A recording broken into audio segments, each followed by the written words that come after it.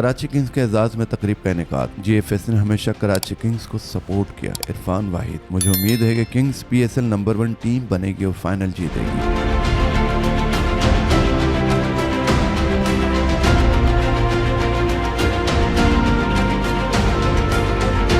Karachi Kings की जानिब से GFS का शुक्रिया अदा करता हूँ। अम्माद वसीम।